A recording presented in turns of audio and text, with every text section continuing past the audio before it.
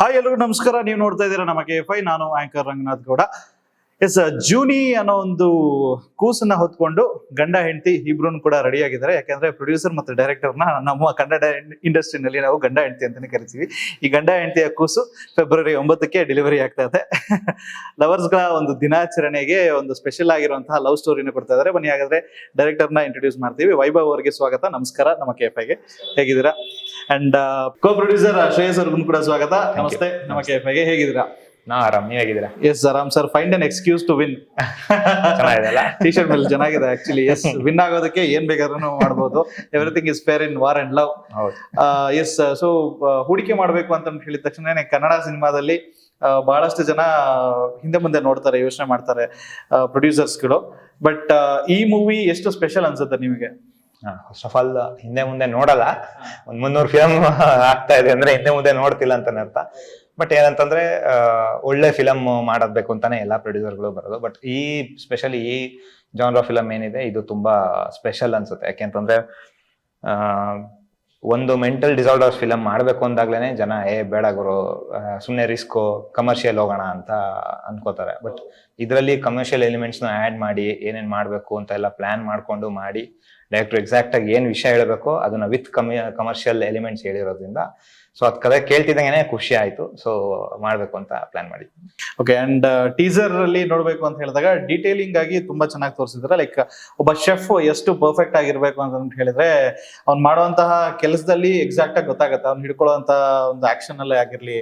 So ಇದನ್ನೆಲ್ಲ detailing ನ ನೀವು ತಿಳ್ಕೊಂಡು ರಿಸರ್ಚ್ ಮಾಡಿದ್ರೆ ಹೇಗೆ? ಹೌದು, ತುಂಬಾ ಸ್ಪೆಸಿಫಿಕ್ ಆಗೇನೆ ಮಾಡಿಸಿದ್ರು. ಅಂತಂದ್ರೆ ಇವಾಗ ಒಬ್ಬ ಶೆಫ್ ಆ ಸಿನಿಮಾ ನೋಡಿದಾಗ ಆಕ್ಚುಲಿ ಅವ್ನು ತಪ್ಪು ಹಿಡ್ಕೊಂಡಿದ್ದಾನೆ ಚಾಕುನ, ಅಥವಾ ಇದನ್ನ ಇದಕ್ಕೆ ಯೂಸ್ ಮಾಡಲ್ಲ, ಅಥವಾ ಇಷ್ಟು ಕ್ಲೀನ್ ಆಗಿರ್ಬೇಕು, ಆ ತರ ಡೌಟ್ಸ್ ಯಾರಿಗೂ ಬರಬಾರ್ದು ಅಂತಾನೆ ಸ್ಪೆಸಿಫಿಕ್ ಆಗಿ ಅವ್ರಿಗೂ ಈ ತರನೇ ಹಿಂಗೆ ಹಿಡಿಬೇಕು, ಹಿಂಗೆ ಮಾಡ್ಬೇಕು ಅಂತ ಪ್ರತಿಯೊಬ್ಬರ ಕೈಲಿ ಆಕ್ಚುಲಿ ಒಂದು 3 ಕೇಕ್ ರೆಡಿನೂ ಮಾಡಿಸಿದ್ವಿ ಅವ್ರ ಕೈಲಿ. ಸೊ ಮನೆಯಲ್ಲಿ ನಮ್ಮ ಆರ್ಟ್ ಟೀಮ್ ಅಲ್ಲಿ ಒಬ್ರು ಶೆಫ್ ಇದ್ರು. ಸೊ ಫುಡ್ ಏನೇನು ಪ್ರಾಪರ್ಟೀಸ್ ಇತ್ತಲ್ಲ ಅವರೇ ರೆಡಿ ಮಾಡಿದ್ರು, ಅವರೇ ಹೇಳ್ಕೊಟ್ರು ಕೂಡ ಬೇಕಿಂಗ್ ಹೆಂಗ್ ಮಾಡೋದು, ಪೈಪಿಂಗ್ ಹೆಂಗ್ ಮಾಡೋದು ಅಂತೆಲ್ಲ.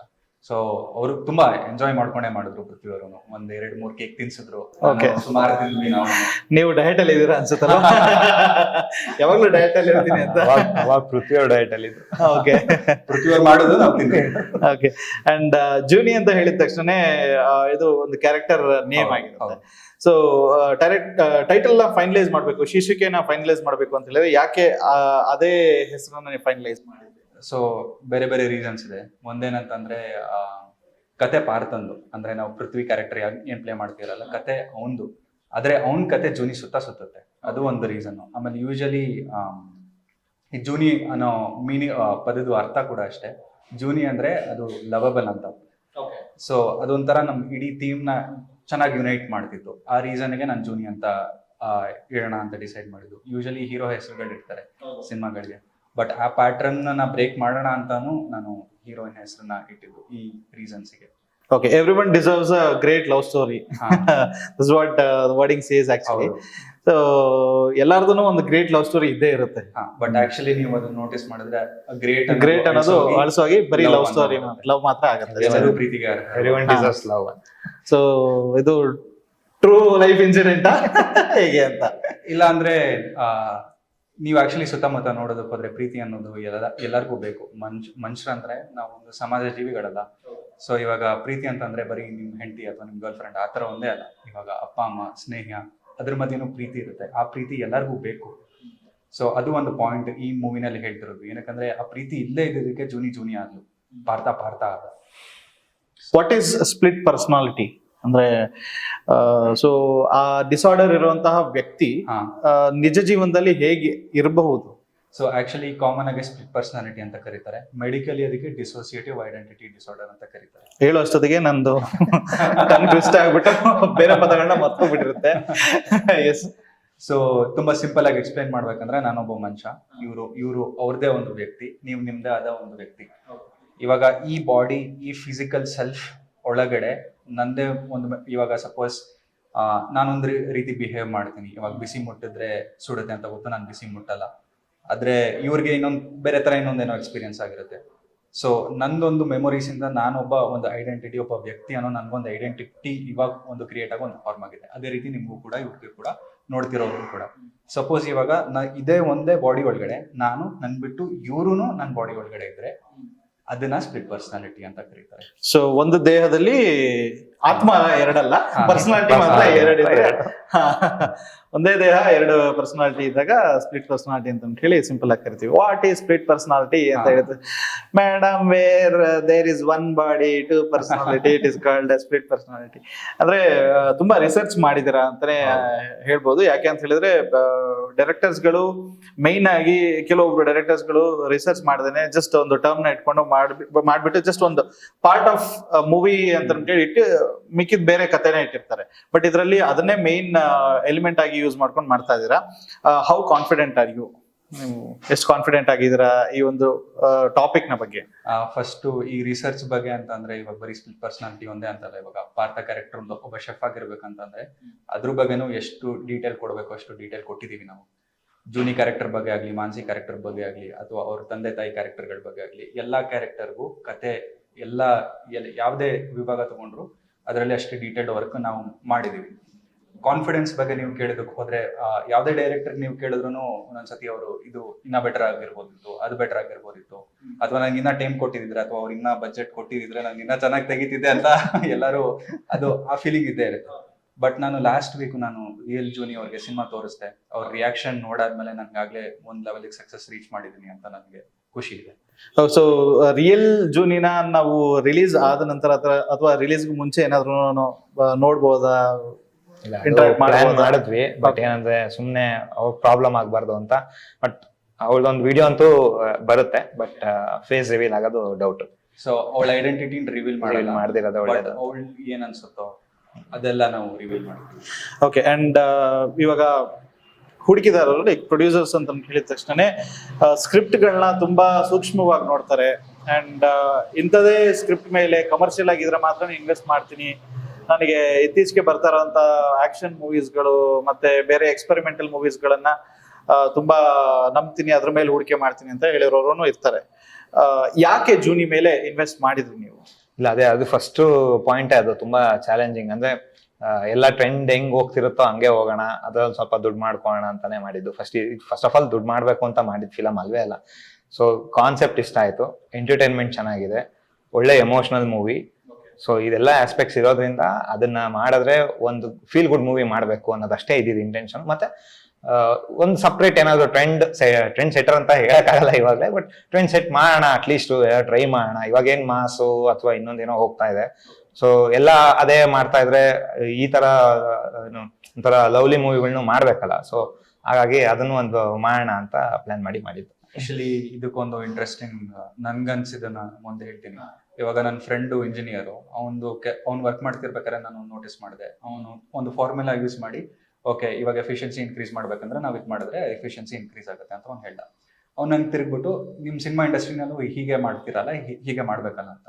ನನಗೇನು ಅನ್ನಿಸ್ತು ಅಂತಂದ್ರೆ, ಇವಾಗ ಸಿನಿಮಾ ಒಂದು ಕಲೆ ಅಂತ ನೋಡಿದಾಗ ನಾವು ಯಾವ ಬುಕ್ನ ನೋಡ್ಕೊಂಡು, ಯಾವ ಫಾರ್ಮುಲಾ ನೋಡ್ಕೊಂಡು ಈ ತರ ಮಾಡಿದ್ರೆ ಅದು ವರ್ಕ್ ಆಗುತ್ತೆ ಅಂತಂದ್ರೆ ಅದು ಕಲೆ ಆಗಲ್ಲ. ಅದು ಸುಮ್ಮನೆ ಒಂದು ಮ್ಯಾಥ್ಸ್ ಆತರ ಆಗುತ್ತೆ. ಇವಾಗ ನೀವು ಆಕ್ಚುಲಿ ನಾನು ಹಿಟ್ ಸಿನಿಮಾ ಮಾಡ್ತೀನಿ ಆತರ ಅನ್ಕೊಂಡಂತೂ ಯಾರು ಪ್ರೆಡಿಕ್ಟ್ ಮಾಡೋದಕ್ಕಾಗಲ್ಲ. ಎಲ್ಲ ತುಂಬಾ ಕೌಂಟರ್ ಇಂಟ್ಯೂಟಿವ್. ಇವಾಗ ಯಾವ್ದೇ ಟ್ರೆಂಡ್ ಸೆಟ್ಟಿಂಗ್ ಸಿನಿಮಾ ತಗೊಂಡ್ ನೋಡಿದ್ರೆ ಆ ಯಾವ ಸಿನಿಮಾ ಬಂದಿರುತ್ತಲ್ಲ ಆ ಸಿನಿಮಾ ತರ ಮುಂಚೆ ಬೇರೆ ಯಾರು ಅಟೆಂಪ್ಟ್ ಮಾಡಿರಲ್ಲ. ಎಸ್. ಅಂಡ್ ಪೃಥ್ವಿ ಅಂಬರ್ ಅವರು ಬಹಳಷ್ಟು ಮೂವೀಸ್ಗಳನ್ನ ಮಾಡಿದ್ದಾರೆ, like Doordarshan, Diya and Bairagi, ಈ ಮೂವೀಸ್ಗಳೆಲ್ಲ ಆಕ್ಟ್ ಮಾಡಿದ್ದಾರೆ. ಈ ಮೂವಿಗೆ ಅವರನ್ನೇ ಯಾಕೆ ಸೆಲೆಕ್ಟ್ ಮಾಡ್ಬೇಕು ಅಂತ ಅನ್ಕೊಂಡ್ರಿ? ಸೊ ನಾನು ಪೃಥ್ವಿ ಅವ್ರನ್ನ ಫಸ್ಟ್ ನೋಡಿದ್ದು ಜೊತೆಯಲ್ಲಿ ಸೀರಿಯಲ್ ಅಲ್ಲಿ 2017-18 ಆ ಟೈಮ್ ಪೀರಿಯಡ್ ಅಲ್ಲಿ ನಾನು ನೋಡಿದ್ದು. ಅವ್ರು ಫಸ್ಟ್ ನೋಡಿದ ತಕ್ಷಣ ನನ್ಗೆ ಏನ್ ಅನ್ಸಿದೆ ಅಂತಂದ್ರೆ, ತುಂಬಾ ನ್ಯಾಚುರಲ್ ಪರ್ಫಾರ್ಮರ್, ಒಂದು ಈಸಲ್ಲಿ ಪ್ಲೇ ಮಾಡ್ತಾರೆ ಕ್ಯಾರೆಕ್ಟರ್ನ ಅಂತ. ಆ ಸೀರಿಯಲ್ ನೋಡ್ತಿರ್ಬೇಕಾದ್ರೆ ಅವ್ರು ಶಾರ್ಟ್ ಬಂದ್ರೆ ಇನ್ನೂ ಒಂದು ಖುಷಿ ಆಗ್ತಿತ್ತು. ಅದಾದ್ಮೇಲೆ ದಿಯಾ ಸಿನಿಮಾ ಬಂತು. ದಿಯಾ ಅಫ್ಕೋರ್ಸ್ ತುಂಬಾ ಚೆನ್ನಾಗಿ ಓಡ್ತು. ಸೊ ಆ ಟೈಮಲ್ಲಿ ನಾನು ಜೂನಿ ಬರೀತಿರ್ಬೇಕಾದ್ರೆ ನನಗೆ ಯಾವ ಆಕ್ಟರು ನಮ್ಮ ಕನ್ನಡದಲ್ಲಿ ಇದನ್ನ ಪುಲ್ ಆಫ್ ಮಾಡ್ತಾರೆ ಅಂತ ಇಮ್ಮಿಡಿಯೇಟ್ ಡೌಟ್ ಇಲ್ಲದೆ ಪೃಥ್ವಿ ಅಂತ ನಾನು ಫಿಕ್ಸ್ ಆಗ್ಬಿಟ್ಟೆ. ಬರೀಬೇಕಾದ್ರೆ ಪೃಥ್ವಿನೇ ಮೈಂಡಲ್ಲಿ ಇಟ್ಕೊಂಡ್ ಬರ್ತಿತ್ತು. ಬಿಕಾಸ್ ತುಂಬಾ ಜನ ಏನ್ ಮಾಡ್ತಾರೆ ಅಂತ ಹೇಳಿದ್ರೆ ಬೇರೆ ಬೇರೆ ಹೀರೋಸ್ ಗಳನ್ನು ಇದಾರೆ ಅವ್ರನ್ನು ಕೂಡ ಹಾಕೊಬಹುದಾಗಿತ್ತು ಅನ್ನೋ ಒಂದು ಡೈರೆಕ್ಟರ್ ಥಾಟ್ ಬಂದೇ ಬರುತ್ತೆ. ಬಟ್ ಒಂದು ಕ್ಯಾರೆಕ್ಟರ್ ನ ಮೈಂಡ್ ನಲ್ಲಿ ಒಂದು ಪರ್ಸನ್ ನ ಮೈಂಡ್ ಅಲ್ಲಿ ಇಟ್ಕೊಂಡು ಅವರ ಕ್ಯಾರೆಕ್ಟರ್ ನ ಬರಿತೀನಿ ಅಂತ ಹೇಳಿದ್ರೆ ಮಾತ್ರನೇ ಆ ಪಾತ್ರಕ್ಕೆ ಅವ್ರು ಫಿಕ್ಸ್ ಆಗೋದಕ್ಕೆ ಸಾಧ್ಯ ಆಗುತ್ತೆ. ಸೊ ಹಾಗಾಗಿ ಬೇರೆ ಏನಾದ್ರು ಥಾಟ್ ಬಂದಿತ್ತ, ಲೈಕ್ ಇಲ್ಲ ಪೃಥ್ವಿ ಅಂಬರ್ನ ಬಿಟ್ಟು ಬೇರೆ ಯಾರನ್ನಾದ್ರೂ ಸಿನಿಮಾ ನೋಡಿದಾಗ ನಿಮ್ಗೂ ಅನ್ಸುತ್ತೆ ತುಂಬಾ ಈಸಿ ಸ್ಟ್ರೈಟ್ ಫಾರ್ವರ್ಡ್ ಆನ್ಸರ್ ಪೃಥ್ವಿನೇ ಪಾತ್ರ ಪ್ಲೇ ಮಾಡ್ಬೇಕು ತುಂಬಾ ಸಿನಿಮಾ ನೋಡಿದ್ರೆ ನಿಮ್ಗೆ ಈಸಿಯಾಗಿ ಗೊತ್ತಾಗ ಹೇಳ್ಬಿಡ್ತೀರಾ ಪರ್ಫೆಕ್ಟ್ ಪಿಕ್ ಪೃಥ್ವಿ, ಬೇರೆ ಯಾರು ಫಿಲ್ ಮಾಡೋದಕ್ಕಾಗಲ್ಲ. ಎಸ್, ಸೊ ನಮ್ಮ ಇಂಡಸ್ಟ್ರಿನಲ್ಲಿ ನಾವು ಪ್ರೇಮಲೋಕದಿಂದ ಹಿಡಿದು ಜೂನಿವರೆಗೂ ನೋಡ್ತೀವಿ ಅಂತ ಹೇಳಿದ್ರೆ ಬಹಳಷ್ಟು ಲವ್ ಸ್ಟೋರಿಗಳು ವಿಭಿನ್ನವಾಗಿ ಬಂದಿದೆ. ಕೈ ಕುಯ್ಕೊಂಡು ಪಾಗಲಾಗಿ ಓಡಾಡಿ ಏನೇನೋ ಮಾಡ್ಕೊಂಡು ಒಂದು ವಿಭಿನ್ನವಾದಂತ ಲವ್ ಸ್ಟೋರಿಗಳು ಬಹಳಷ್ಟು ಬಂದಿದೆ. ಬಟ್ ಇದ್ರಲ್ಲೇನೆ ಇನ್ನೊಂದು ಬೇರೆ ಕಥೆಯನ್ನ ನಾನು ಹೆಣಿಬೇಕು ಅಂತ ಹೇಳಿದ್ರೆ ಆಸ್ ಅ ಡೈರೆಕ್ಟರ್ ನನಗೆ ತುಂಬಾನೇ ಚಾಲೆಂಜಿಂಗ್ ರೋಲ್ ಆಗುತ್ತೆ ಡೈರೆಕ್ಟರ್ಗೆ ಆಕ್ಚುಲಿ. ಸೊ ಇದು ಬೇರೆ ಕಥೆಗಳಿಗಿಂತ ಎಷ್ಟು ವಿಭಿನ್ನವಾಗಿದೆ? Story was definitely love story ಅಂತಾನು ಆಕ್ಚುಲಿ ಇವ್ರು ಪಿಚ್ ಮಾಡ್ತಿರ್ಬೇಕಾದ್ರೆ ಯಾವ ಜಾನರ್ ಬರುತ್ತೆ ಅಂತ ಕೇಳಿದಾಗ ಆ ಕಡೆ ಕಾಮಿಡಿ ಡ್ರಾಮಾ ಅಂತ ಹೇಳ್ದ ಅಥವಾ ರೊಮ್ಯಾನ್ಸ್ ಅಂತ ಹೇಳ್ದ. ಸೊ ಆ ಜಾನರ್ ಇದೆ ಅಂದ್ರೆ ಒಂದು ಬಕೆಟ್ ಒಳಗಡೆ ಫಿಟ್ ಮಾಡೋದು ಸ್ವಲ್ಪ ಕಷ್ಟ ಆಗುತ್ತೆ, ಯಾಕಂದ್ರೆ ಅಷ್ಟು ಎಲಿಮೆಂಟ್ಸ್ ಇದೆ. ಆಮೇಲೆ ಅಷ್ಟು ಎಲಿಮೆಂಟ್ಸ್ ಇದ್ದಿದ ತಕ್ಷಣ ನಿಮ್ಗೆ ತುಂಬಾ ವೇರಿಯೇಷನ್, ಒಂದು ಒಳ್ಳೆ ಬ್ಯೂಟಿಫುಲ್ ಅಮಾಲ್ಗಮೇಷನ್ ಅಂತ ಹೇಳ್ತೀವಲ್ಲ ಆ ತರ ಇದೆ. So love story with a twist. Usually ಒಂದು ಲವ್ ಸ್ಟೋರಿ ಅಂತಂದ್ರೆ ನಾವು ಏನ್ ಪ್ರಾಬ್ಲಮ್ಸ್ ನೋಡ್ತೀವಿ, ಹುಡುಗಿ ಇಷ್ಟ ಆದ್ಲು, ಹುಡುಗ ಇಷ್ಟ ಆದ, ಹುಡುಗಿಗೆ ಇಷ್ಟ ಆಗ್ಲಿಲ್ಲ ಅಥವಾ ಹುಡುಗಂಗೆ ಇಷ್ಟ ಆಗಿಲ್ಲ ಅಥವಾ ಅವ್ರ ಅಪ್ಪಂಗೆ ಇಷ್ಟ ಆಗಿಲ್ಲ, ವಿಲನ್ ಇದ್ದಾನೆ, ಆ ತರ ಪ್ರಾಬ್ಲಮ್ಸ್ ಗಳು ನಾವು ಯೂಶಲಿ ನೋಡ್ತೀವಿ. ಆದ್ರೆ ಇದ್ರಲ್ಲಿ ಏನ್ ಪ್ರಾಬ್ಲಮ್ ಅಂದ್ರೆ ಹುಡುಗಂಗೆ ಇಷ್ಟ, ಹುಡುಗಿಗೆ ಇಷ್ಟ, ಬಟ್ ಆದ್ರೆ ಆ ಹುಡುಗಿ ಜೊತೆಗೆ ಇನ್ನೊಬ್ಳು ಯಾವಳು ಹುಡುಗಿ ಅವಳೇ ಇದ್ದಾಳೆ. ಸೊ ಅದು ಯುನೀಕ್ನೆಸ್ ಅಂತ ಅನ್ನಿಸ್ತು ಈ ಕಥೆನಲ್ಲಿ. ಒಬ್ಬ ಪ್ರೊಡ್ಯೂಸರ್ ಮೂವಿ ಮೇಲೆ ಹಣ ಹಾಕಿ ರಿಲೀಸ್ ಆದ ನಂತರ ಯಾವಾಗ ಸೇಫ್ ಅಂತ ಅನ್ಸುತ್ತೆ ಸರ್? ಅಲ್ಲ, ಟು ಬಿ ಫ್ರ್ಯಾಂಕ್, ಇವಾಗ ಥಿಯೇಟರ್ ಕಲೆಕ್ಷನ್ ಬಿಟ್ರೆ ಇನ್ಯಾವುದು ಸೇಫ್ ಅಲ್ಲ. ಸೊ ಈಗ ಕನ್ನಡ ಫಿಲಮ್ಗಳಿಗೆ ಹಂಗಾಗಿದೆ. ಸೊ ಆದಷ್ಟು ನಮ್ಗೆ ಆ ಫೇಮ್ ಅದೇ ಹೇಳನಲ್ಲ, ಸೇಫ್ ಆಗ್ತೀವಿ ಅನ್ನೋದಕ್ಕಿಂತ ಒಂದೊಳ್ಳೆ ಪ್ರಾಜೆಕ್ಟ್ ಮಾಡಿದೀವಿ ಅನ್ನೋ ಸಮಾಧಾನ ತುಂಬಾ ಇದೆ. ಸೊ ಅದು ಸ್ಯಾಟಿಸ್ಫ್ಯಾಕ್ಷನ್. ಬಿಕಾಸ್ ಸ್ಯಾಟಲೈಟ್ ಅಂತ ಬರುತ್ತೆ, OTT ಅಂತ ಬರುತ್ತೆ, ಆಡಿಯೋ ರೈಟ್ಸ್. ಸೊ ಈ ಎಲ್ಲದನ್ನು ಕ್ಯಾಲ್ಕುಲೇಷನ್ ಅನ್ನ ಒಬ್ಬ ಪ್ರೊಡ್ಯೂಸರ್ ಒಂದು ಹೂಡಿಕೆ ಮಾಡಿರುವಂತ ಒಂದು ರೀತಿನಲ್ಲಿ ನೋಡ್ತಾರೆ ಅಂತ ಹೇಳಿದ್ರೆ ಆಬ್ವಿಯಸ್ಲಿ ರಿಟರ್ನ್ಸ್ ಕೂಡ ಹಾಗೇನೆ ಎಕ್ಸ್ಪೆಕ್ಟ್ ಮಾಡ್ತಾರೆ. ಸೊ ತುಂಬಾ ಜನ ಎಲ್ಲರೂ ನಿಮ್ ತರನೇ ಇರೋದಿಲ್ಲ ಅಂದ್ರೆ ಪರವಾಗಿಲ್ಲ, ನಾನು ಒಳ್ಳೆ ಕಂಟೆಂಟ್ ಕೊಟ್ಟಿದ್ದೀನಿ, ಒಳ್ಳೆ ಮೂವಿ ಕೊಟ್ಟಿದ್ದೀನಿ, ಜನ ನೋಡ್ಲಿ, ಅದಾದ್ಮೇಲೆನೆ ನಾನು ನನ್ನ ಜೇಬ್ ತುಂಬಿಸ್ಕೊಂತೀನಿ ಅಂತ ಹೇಳಿ ಹೌದಾ. ಸೊ ಇಂಟೆನ್ಷನ್ ಏನಿರುತ್ತೆ ಅಂದ್ರೆ ಮನಿ ಅಂತ ಹೇಳಿನೇ ಇರುತ್ತೆ. ಪ್ಯೂರ್ ಒಂದು ಬಿಸ್ನೆಸ್ ನ ಮುಖಾಂತರ ನೀವು ನೋಡ್ತೀರಾ ಅಂತ ಹೇಳಿದ್ರೆ ಏನ್ ಎಕ್ಸ್ಪೆಕ್ಟ್ ಮಾಡ್ತಾ ಇದ್ರ ಮೂವಿಯಿಂದ ಸರ್? ಇಲ್ಲ, ನಮ್ಗೆ ಜನರಲ್ ಆಗಿ ಫಿಲಮ್ ಅಂತ ಎಕ್ಸ್ಪೆಕ್ಟ್ ಮಾಡಿದಾಗ ಅಥವಾ ಬಿಸ್ನೆಸ್ ಅಂತ ಎಕ್ಸ್ಪೆಕ್ಟ್ ಮಾಡಿದಾಗ ನಾವು ಬೇಸಿಕಲಿ ಥಿಯೇಟರ್ ಅಲ್ಲೇ ತುಂಬಾ ಎಕ್ಸ್ಪೆಕ್ಟ್ ಮಾಡ್ತಾ ಇದ್ವಿ. ಯಾಕಂದ್ರೆ ಥಿಯೇಟರ್ಗೆ ಬರ್ಲಿ ಜನ ಅಂತಾನೆ. ಇವಾಗ ಇವರು ಹೇಳ್ತಿದ್ರು, ನನಗೂ ಎಕ್ಸ್ಪೀರಿಯನ್ಸ್ ಆಗಿದೆ ಅದು. ಯಾರಾದ್ರೂ ಏನಾದ್ರು ಮಾತಾಡ್ಸಿದ್ರೆ ಅಮೆಝಾನ್ ಯಾವಾಗ ಬರುತ್ತೆ ಅಂತ ಕೇಳ್ತಾರೆ, ಥಿಯೇಟರ್ ಯಾವಾಗ ಬರುತ್ತೆ ಅಂತ ಕೇಳೋದಿಲ್ಲ. ಹಂಗಾಗಿ ಮೂವಿ ಓಪನ್ ಆಗಿದ ತಕ್ಷಣ ಅಲ್ಲಿ ಯಾವ್ದಾದ್ರು ಒಂದು OTT ಕಾಣಿಸುತ್ತೆ, ಮಗ ಇದು ಇದ್ರಲ್ಲಿ ಬರುತ್ತೆ ಮಗ ಅಂತ ಜಾಸ್ತಿ ಹೇಳ್ಬಿಡ್ತಾರೆ, ಇನ್ನೊಂದ್ 15 ದಿವಸದಲ್ಲಿ ಯಾವ OTT ಬರುತ್ತೆ ಬಿಡೋ ಅಂತ. ಅಂದ್ರೆ ನಿಮ್ಗೆ ಆ ಫೀಲ್ ಜನಕ್ಕೆ ಮತ್ತೆ ಥಿಯೇಟರ್ ಅಲ್ಲಿ ಸಿಗ್ಬೇಕು ಅಂತಂದ್ರೆ ಇಂಥ ಕಂಟೆಂಟ್ ಇರೋ ಫಿಲಮ್ಗಳನ್ನ ಬಂದು ಫೀಲ್ ಮಾಡ್ಬೇಕು ಥಿಯೇಟರ್ ಅಲ್ಲೇ. ಇಲ್ಲ ಅಂತಂದ್ರೆ ಕಷ್ಟ ಇಂಡಸ್ಟ್ರಿಗೆ. ಸೊ ಆ ಯೋಚನೆ ನೋಡಿದ್ರೆ ನಮ್ಗೆ ಥಿಯೇಟ್ರಿಕಲಿ ತುಂಬಾ ನಂಬಿಕೆ ಇದೆ. ಇಂಡಸ್ಟ್ರಿನಲ್ಲಿ ಬಹಳಷ್ಟು ಜನ ಘಟಾನುಘಟಿ ಡೈರೆಕ್ಟರ್ಸ್ ಗಳಿದ್ದಾರೆ, ಇದ್ರು ಅಂಡ್ ಇವಾಗ್ಲೂ ಕೂಡ ಇದ್ರೆ, ಮುಂದಕ್ಕೂ ಕೂಡ ಒಂದು ಯಂಗರ್ ಜನರೇಷನ್ ಗೆ ಒಳ್ಳೆ ಯಂಗ್ ಡೈರೆಕ್ಟರ್ಸ್ ಗಳು ನಿಮ್ ತರದವ್ರು ಬರ್ತಾ ಇರ್ತಾರೆ. ಬಟ್ ನಿಮಗೆ ಒಬ್ರು ಇನ್ಸ್ಪೈರ್ ಮಾಡಿದಂತಹ ಡೈರೆಕ್ಟರ್ ಅಂತ ಹೇಳಿದ್ರೆ ಇಂಡಸ್ಟ್ರಿಯಲ್ಲಿ ಯಾರು? ಕರೆಂಟ್ಲಿ ಹೇಳ್ಬೇಕಂತಂದ್ರೆ ಹೇಮಂತ್ ರಾವ್ ಅವ್ರ ದೊಡ್ಡ ಫ್ಯಾನ್ ನಾನು. ಸಪ್ತಸಾಗರದ ಆಚೆ ಸೈಡ್ ನೋಡಾದ್ಮೇಲೆ ತುಂಬಾ ದೊಡ್ಡ ಫ್ಯಾನ್ ಆಗ್ಬಿಟ್ಟೆ ನಾನು. ಗೋಧಿ ಬಣ್ಣ ಸಾಧಾರಣ ಮೈಕಟ್ಟು. ಓಕೆ, ಸಪ್ತಸಾಗರ ಸೈಡ್ ನೋಡಾದ್ಮೇಲೆ ಇನ್ನೂ ದೊಡ್ಡ ಫ್ಯಾನ್ ಇದೆ. ಓಕೆ, ಅಂಡ್ ಸೈಡ್ ಬಿ ಕೂಡ ನೋಡಿದಾದ್ಮೇಲೆ ಐ ಥಿಂಕ್ ನಿಮಗೆ ಕನ್ಕ್ಲೂಷನ್ ಸಿಕ್ಬಿಟ್ಟಿರುತ್ತೆ. ಆಮೇಲೆ ಡಿಸೈಡ್ ಆಗ್ಬಿಟ್ಟೆ ನಾನು. ಓಕೆ, ಇವಾಗ ಇವರು ನಾನು ಇವ್ರ ಫ್ಯಾನ್ ಅಂತ. ಓಕೆ, ವೆಲ್, ಸೊ ಇಂಡಸ್ಟ್ರಿನಲ್ಲಿ ಒಂದು ಆಕ್ಷನ್ ಸಿನಿಮಾನು ಕೂಡ ತೆಗಿಬೇಕು ಅಂತ ಹೇಳಿದ್ರೆ ವಿ ಹ್ಯಾವ್ ಎಲ್ಲ ಆಲ್ರೆಡಿ ಹೀರೋಗಳನ್ನೇ ಇದಾರೆ. ಯಾರಿಗೆ ಯಾವ ರೀತಿಯಾದಂತ ಒಂದು ಕಥೆಗಳನ್ನ ಹೆಣಿತೀರಾ ನೀವು?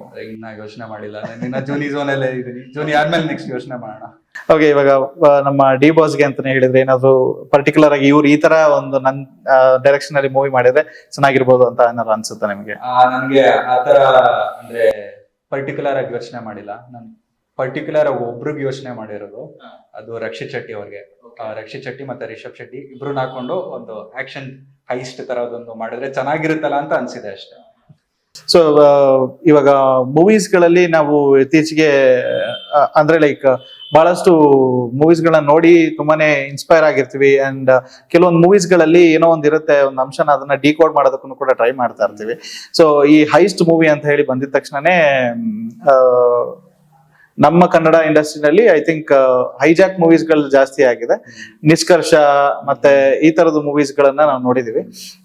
ಸೊ ರಿಷಬ್ ಶೆಟ್ಟಿ ಅವರಿಗೆ ಮತ್ತೆ ರಕ್ಷಿತ್ ಶೆಟ್ಟಿ ಅವರಿಗೆ ಇಬ್ರಿಗೂ ಒಂದೇ ಸಿನಿಮಾದಲ್ಲಿ ಮಾಡ್ತೀರಾ, ಇಲ್ಲ ಅಂತ ಹೇಳಿದ್ರೆ ಬೇರೆ ಬೇರೆ? ಆಕ್ಚುಲಿ ನನ್ಗೆ ಇನ್ಸ್ಪಿರೇಷನ್ ಎಲ್ಲಿಂದ ಆದ್ರೂ ಬರುತ್ತೆ. ನಾನು ಯೂಶಲಿ ಸಿನಿಮಾ ನೋಡಿ ಮತ್ತೆ ಅದರಿಂದ ಇನ್ಸ್ಪೈರ್ ಆಗಲ್ಲ. ನನ್ಗೆ ಇದು ವಿಡಿಯೋ ಗೇಮ್ ಮಾಡ್ತಾ ಇನ್ಸ್ಪಿರೇಷನ್ ಬಂದಿದ್ದು. ವಿಡಿಯೋ ಗೇಮ್ ಮಾಡ್ತಿರ್ಬೇಕಾದ್ರೆ ಈ ಯಾವ್ದೋ ಒಂದು ಮಿಷನ್ ಆಡ್ತಿದೆ. ಆ ಮಿಷನ್ ಅಲ್ಲಿ ರಕ್ಷಿತ್ ಮತ್ತೆ ರಿಷಬ್ 2 ಕ್ಯಾರೆಕ್ಟರ್ಗಳಿದ್ರೆ ಸಕ್ಕತ್ತಾಗಿರುತ್ತಲ್ಲ ಅಂತ ಅನ್ಸಿತ್ತು. ಸೊ ಫಾರ್ ಎಕ್ಸಾಂಪಲ್ ಜೂನಿನ ರಿಯಲ್ ಲೈಫಲ್ಲಿ ಜೂನಿ ಮೀಟ್ ಮಾಡಾದ್ಮೇಲೆ ಈ ಕತೆ ಮಾಡ್ಲೇಬೇಕು, ಇವಳಿಗಾಗಿರೋ ಕತೆ ಹೇಳಲೇಬೇಕು ಅಂತ ಅನ್ಸಿತ್ತು. ಅಂಡ್ ಫೆಬ್ 9th ಗೆ ರೆಡಿ ಆಗಿದ್ದೀರಾ ಥಿಯೇಟರ್ಸ್ ಗೆ ಬರೋದಕ್ಕೆ. ಮೇನ್ ಆಗಿ ಲವ್ ಸ್ಟೋರಿ ಇದ್ರ ಬೇಸ್ ಆಗಿರೋದ್ರಿಂದ ಈ ವ್ಯಾಲೆಂಟೈನ್ಸ್ ಡೇನೆ ಮೇನ್ ಏಮ್ ಆಗಿದೆಯಾ? ಅದಕ್ಕೋಸ್ಕರ ನೀವು ಥಿಯೇಟರ್ಸ್ ಗೆ ಬರ್ತಾ ಇದ್ದೀರಾ ಹೇಗೆ ಅಂತ? ಇಲ್ಲ, ನಾವು ತುಂಬಾ ಇಲ್ಲ ಆಕ್ಚುಲಿ ಡಿಸೆಂಬರ್ ಅಲ್ಲೇ ಬರ್ಬೇಕು ಅನ್ಕೊಂಡ್ವಿ. ಸೊ ಡಿಸೆಂಬರ್ ಅಲ್ಲಿ ಸಾಲು ದೊಡ್ಡ ದೊಡ್ಡ ಫಿಲಮ್ಗಳಿತ್ತು. ಸೊ ಅನಿಮಲ್ ಇತ್ತು, ಮತ್ತಿರ್ಗಿ ಸಲಾರ್ ಇತ್ತು, ಕಾಟೇರ ಇತ್ತು. ಸೊ ಬೇಡ ಇನ್ ಜನವರಿಗೆ ಬರೋಣ ಅಂತ ಅನ್ಕೊಂಡ್ವಿ. ಜನವರಿಲಿ ನಮಗೆ ಪ್ರಾಬ್ಲಮ್ ಅಂತ ಏನಾಗ್ಲಿಲ್ಲ, ಬಟ್ ಒಂದ್ ಸ್ವಲ್ಪ ನಮ್ಗೆ ಪ್ರಮೋಷನ್ ಟೈಮ್ ಬೇಕಾಯ್ತು. ಸೊ ಹಾಗಾಗಿ ಏನು ಪ್ರಮೋಷನ್ ಸ್ಟಾರ್ಟ್ ಮಾಡಿರ್ಲಿಲ್ಲ. ಸೊ ಜನವರಿ ಫುಲ್ ಪ್ರಮೋಷನ್ಗೆ ಅಂತ ಇಟ್ಕೋಣ. February will be good time ಅಂತು. ಮತ್ ಮಾರ್ಚ್ ಅಲ್ಲಿ ಎಕ್ಸಾಮು, ಮತ್ತೆ ತಿರುಗಿ ಇನ್ನ ದೊಡ್ಡ ದೊಡ್ಡ ಫಿಲಮ್ಗಳು ಕೇಳ್ತಾ ಇದೀವಿ, UAE ಅದು ಇದು ಅಂತೆಲ್ಲಾನು ಗೊತ್ತಿಲ್ಲ. ಸೊ ಮತ್ತೆ ತಿರುಗಿ ಎಲ್ಲ ನಾವು ಮುಂದಕ್ಕೆ ಹೋಗಕ್ಕಾಗಲ್ಲ ಆ ತರ. ಅಂದ್ರೆ ನಮ್ದೆಲ್ಲ ಸಣ್ಣ ಬಜೆಟ್ ಫಿಲಮ್ ಅಲ್ಲ. ಸೊ ಹಾಗಾಗಿ ಮತ್ತೆ ತಿರುಗಿ ಎಲೆಕ್ಷನ್, IPL, ಮತ್ತೆ ತಿರುಗಿ ವರ್ಲ್ಡ್ ಕಪ್, ಸೊ ಕಂಟಿನ್ಯೂಸ್ ಆಗಿದೆ. ಸೊ ಹಾಗಾಗಿ ವೆರಿ ರೈಟ್ ಟೈಮ್ ಸೆಕೆಂಡ್ ಅಂತ ಪ್ಲಾನ್ ಮಾಡಿದ್ವಿ, ಫೆಬ್ 2ಗೆ. ಬಟ್ ನಮ್ಗೆ ಪ್ರಮೋಷನ್ ಸ್ವಲ್ಪ ಟೈಮ್ ಬೇಕಾಗುತ್ತೆ ಅಂತ ಫೆಬ್ 9ಗೆ ಪ್ಲಾನ್ ಮಾಡಿದ್ವಿ. ಅದು ಒಂಥರ ಕೋಇನ್ಸಿಡೆನ್ಸ್ ಅನ್ನೋ ತರ ವ್ಯಾಲೆಂಟೈನ್ಸ್ ಡೇ ಬಂತಲ್ಲ, ಸರಿ ಮುಂದಿನ ವಾರಕ್ಕೆ ಮಾಡ್ಕೊಳ್ಳೋಣ ಅಂತ ಅದೊಂದ್ ಮಾತ್ರ ಮಾಡಿದ್ದು, ಪ್ಲಾನ್ ಮಾಡಿದಲ್ಲ ಅದು. ಅಂಡ್ ಕಲೆಕ್ಷನ್ ವೈಸ್ ನೋಡ್ತೀವಿ ಅಂತ ಹೇಳಿದ್ರೆ ಕಾಟೇರ ಮೂವಿ ಬಾಕ್ಸ್ ಆಫೀಸ್ ಅಲ್ಲಿ ಸಿಕ್ಕಾಪಟ್ಟೆ ಸೌಂಡ್ ಅನ್ನು ಮಾಡ್ತಾ ಇದೆ. ಅಂಡ್ ಒಳ್ಳೆ ರೆಸ್ಪಾನ್ಸ್ ಅನ್ನು ಕೂಡ ಪಡ್ಕೊಂಡಿದೆ ಕತೆ. ಸೊ ಇದು ಒಬ್ಬ ಪ್ರೊಡ್ಯೂಸರ್ಗೆ, ಒಬ್ಬ ಕೋ ಪ್ರೊಡ್ಯೂಸರ್ಗೆ ಒಂದು ಶಕ್ತಿನ ತುಂಬುತ್ತಾ, ಅಥವಾ ಒಂದು ಜೊತೆಗೆ ಏನಾದ್ರೂ ಒಂದು ಭರವಸೆನ ಮೂಡಿಸುತ್ತಾ? ಖಂಡಿತವಾಗ್ಲೂ ಮೂಡಿಸುತ್ತೆ. ಯಾಕೆಂತಂದ್ರೆ ಈ ತರ ಫಿಲಮ್ಗಳು ಗೆಲ್ಬೇಕು ಮೇನ್ ಆಗಿ. ಅಂದ್ರೆ ನನ್ ಸಿನಿಮಾ ಅಂತ ಹೇಳ್ತಾ ಇರೋದಲ್ಲ, ಕಂಟೆಂಟ್ ಇರೋ ಸಿನಿಮಾ ಅಂತ ಹೇಳ್ತಾ ಇರೋದು. ಸೊ ಕನ್ನಡ ಆಡಿಯನ್ಸ್ಗೆ ಕಂಟೆಂಟ್ ಇರೋ ಮೂವಿಗಳು, ಮತ್ತೆ ಎಕ್ಸ್ಪೆರಿಮೆಂಟ್ ಮೂವಿಗಳು, ಎಂಟರ್ಟೈನ್ಮೆಂಟ್ ಮೂವಿಗಳು, ಈ ತರದೆಲ್ಲ ಯಾವತ್ತೂ ಅವರು ಕೈ ಬಿಟ್ಟಿದ್ದೇ ಇಲ್ಲ. ಸೊ ಆಲ್ಮೋಸ್ಟ್ ಆಲ್ ಎಲ್ಲ ಚೆನ್ನಾಗಿದೆ ಅಂದ್ರೆ ಒಂದ್ಸತಿನಾದ್ರೂ ಚೆನ್ನಾಗಿದೆ. ಇಲ್ಲ ಅಟ್ಲೀಸ್ಟ್ OT, ಇವಾಗ ಇವ್ರು ಹೇಳ್ತಾ ಇದ್ರು ಪೃಥ್ವಿ ಅವರು, ದಿಯಾ ಥಿಯೇಟರ್ ಏನು ಜಾಸ್ತಿ ಮಾಡ್ಲಿಲ್ಲ, OTT ತುಂಬಾ ಎತ್ಕೊಂಡ್ಬಿಡ್ತು ಅಂತ. ಸೊ ಎಲ್ಲೋ ಒಂದ್ ಕಡೆ ಚೆನ್ನಾಗಿದೆ ಅನ್ನೋದೊಂದು ಕಾನ್ಸೆಪ್ಟ್ ಬಂದೇ ಬರ್ತಾರೆ. ಹಾಗೆ ಈ ಫಿಲಮ್ ನೋಡಿದ್ಮೇಲೆ ಇಲ್ಲ ಈ ತರ ಫಿಲಮ್ ಮಾಡ್ಬೋದು ನಾವು, ನಮ್ಮ ಪ್ರೊಡ್ಯೂಸರ್ಗಳು ಒಂದ್ ಸ್ವಲ್ಪ ಧೈರ್ಯ ಮಾಡ್ಬೋದು ಈ ತರ ಕಂಟೆಂಟ್ ಇರೋ ಫಿಲಮ್ಗಳು ಮಾಡಕ್ಕೆ ಅಂತ ಡೆಫಿನೆಟ್ ಆಗಿ ಹೇಳ್ತೀನಿ ನಾನು. ಎಸ್. ಅಂಡ್ ಪೃಥ್ವಿ ಎಂಬವ್ರನ್ನ ಹಾಕೊಂಡು ಒಂದೊಳ್ಳೆ ಕಾನ್ಸೆಪ್ಟ್ ಇರುವಂತ ಒಂದು ಮೂವಿನ ಮಾಡ್ತಾ ಇದ್ದೀರಾ. ಅಂಡ್ ಜನಕ್ಕೆ ಈ ಡಿಸಾರ್ಡರ್ ಅನ್ನ ಹೇಗೆ ಅಕ್ಸೆಪ್ಟ್ ಮಾಡ್ಕೊಬೇಕು ಅನ್ನೋದನ್ನು ಕೂಡ ಈ ಮೂವಿನಲ್ಲಿ ಹೇಳೋದಕ್ಕೆ ಕೊಟ್ಟಿದ್ದೀರಾ. ಸೊ ಕಡೆದಾಗಿ ನಮ್ಮ ವೀಕ್ಷಕರಿಗೆ ಏನ್ ಹೇಳೋದಕ್ಕೆ ಇಷ್ಟಪಡ್ತೀರಾ?